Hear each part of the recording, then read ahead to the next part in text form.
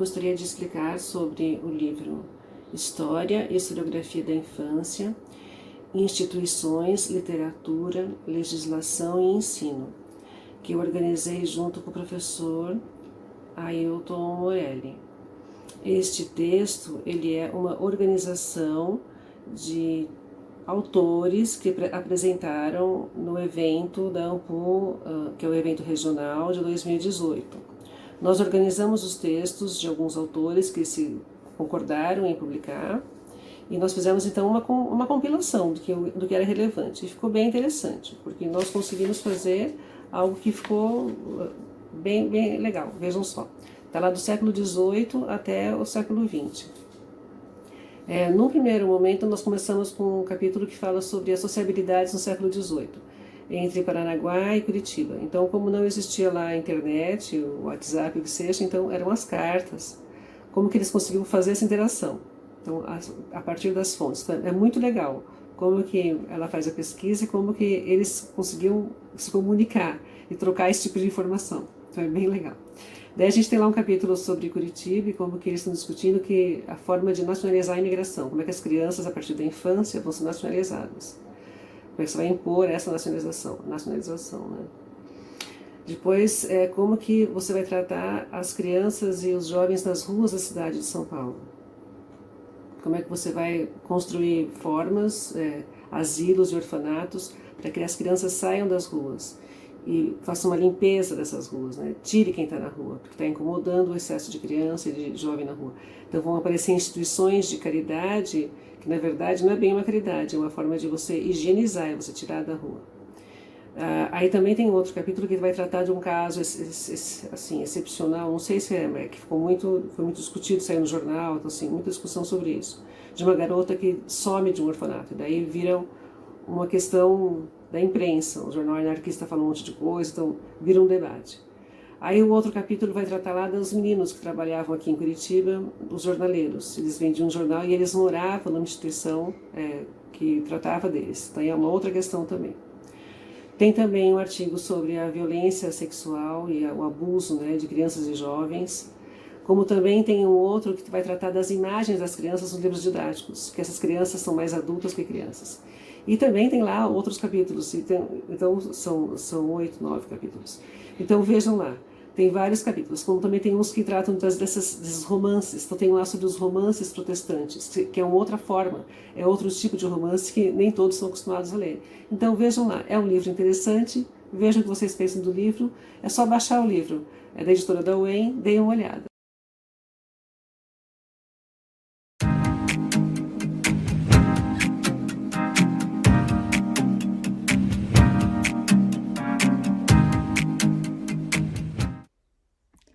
Bueno, hoy me da muchísimo gusto presentar el libro de nuestra colega María Laura Osta, titulado La infancia en el torno, orfandad, adopciones y algunas prácticas olvidadas en el Montevideo del siglo XIX, que fue publicado en 2020 en Montevideo.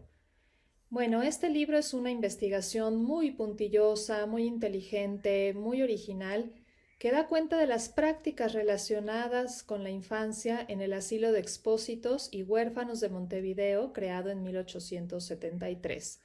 A través del estudio de la caridad, del abandono, la infancia huérfana, las adopciones y las miradas médicas, pedagógicas y jurídicas, Osta logra armar un gran rompecabezas sobre el uso del torno, esa máquina circular dividida en compartimentos que se utilizaba en un hueco o en una ventana de las paredes de los asilos, de los conventos o las casas de monjas, para introducir objetos o también bebés sin necesidad de evidenciar quién lo hacía, y que es una práctica que sucedió en el siglo XIX particularmente y en alguna parte del siglo XX. Entonces, nuestra autora descubre, ¿no? y revela cómo la práctica de depositar niños, y ese es el término que ella identifica, que se utiliza, es en realidad una práctica también para su cuidado y su protección. Entonces tenemos un texto en donde podemos ver cómo el asilo tempranamente excede las funciones para las que fue creado y comienza a dar albergue a un sinfín de niños en situación de necesidad y se fue convirtiendo en una alternativa de cuidado a la infancia, especialmente a la infancia pobre. Osta se preocupa por entender el significado de cada término que ella encuentra en la época que estudia. Expósito, huérfano, abandonado, depositado. Y aquí subrayo algo en donde ella hace mucha énfasis, en donde dice se deposita en tanto se pone en custodia un bien, se entrega, se confía, se resguarda y se preserva de los peligros que puede tener. Y también ella estudia particularmente términos como caridad, beneficencia, reclamo, tutela, custodia, por ejemplo. Aparecen de manera muy interesante ciertos usos que se les da a los niños y las niñas que crecen y se educan en ese asilo y cómo la gente que está fuera del asilo los solicita para muy diversos eventos sociales, ¿no? El coro y la orquesta infantil particularmente son llamados para cantar en festividades como Corpus Christi, como Navidad, pero también en funerales y en procesiones.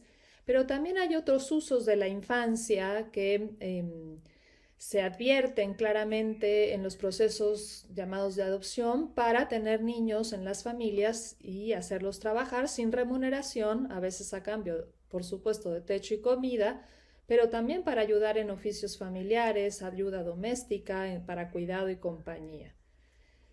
Tenemos entonces que es un estudio muy particular sobre algo que se desconocía bastante en América Latina, que es el uso del torno, ¿no? Esa forma de depósito que en primera instancia hablaría de una cosificación y una objetivación de la infancia, pero que Osta trata de entender también como un lugar de tránsito, de frontera, ¿no? Entre lo público y lo privado, entre lo institucional y lo estatal, porque se entiende en su momento como algo no definitivo, que de cierta forma da la posibilidad de regresar algún día por esos bebés que han sido dejados ahí. En su momento hay un médico de apellido Piñeiro que dice: el torno es ciego y mudo, no cuestiona, no interroga, no juzga. El torno da la posibilidad de salvar vidas. Y entonces nuestra autora, Laura Osta, habla justamente de cómo el torno también puede ser entendido como un lugar de vida, ¿no? En un momento de alta mortalidad infantil en Uruguay, la decisión de dejar vivir, de sanar también la culpa del abandono y la posibilidad para otros de expresar la caridad, porque encargarse de esos niños, de alguna forma, enaltecía a los católicos que practicaban la caridad cristiana. Un concepto muy presente en las prácticas culturales del siglo XIX. Y en este libro aparecen de manera muy peculiar y subrayada un enorme mundo de mujeres, de redes femeninas, que están compuestas por nodrizas, por monjas, por mulatas, por parteras, ¿no? Por redes solidarias con la parturienta que la encubren, la asisten, la cuidan. Y las nodrizas, en especial estas mujeres pobres de un origen social muy diverso, negras, indígenas, mulatas, mestizas, resultan ser fundamentales en un momento donde no existían alimentos artificiales para los bebés. Y también Osta muestra cómo van estableciendo lazos afectivos, vínculos con los niños que nutren. Para mí ha sido realmente muy innovadora la forma en que Laura Osta trabaja con los documentos y especialmente con documentos que difícilmente se encuentran estudiados en otros trabajos de investigación, y que es esto, el tema de las señales. Y las señales, nos explica Osta, son esos objetos que los familiares dejan en el torno con el bebé, generalmente atados a su cuerpo con cintas o con cordones. A veces son mitades de fotos, a veces son mitades de naipes, mitades de estampas, medallas, mitades de ropitas. Muchas veces son escritos con pensamientos, ¿no? Pensamientos que dicen en algún momento: pienso en ti, a ti solo miran mis ojos. A veces son ruegos, uniones simbólicas. pero esas mitades que se pegan a los cuerpos de los bebés, ¿no? Hablan mucho, nos dice Osta, de esa intención de que eventualmente quisieran recuperarse esos niños. Entonces estas señales aparecen, ella hace también un estudio cuantitativo muy importante, esas señales aparecen en el 90% del cuerpo de los bebés, ¿sí? Pero nunca se supera el 30% de los niños recuperados, ¿no? Había que pagar un alto precio para ello y es muy difícil. Ese capítulo de señales y huellas es de una gran novedad, ¿no? Las señales son muy paradójicas, representan presencia y ausencia al mismo tiempo.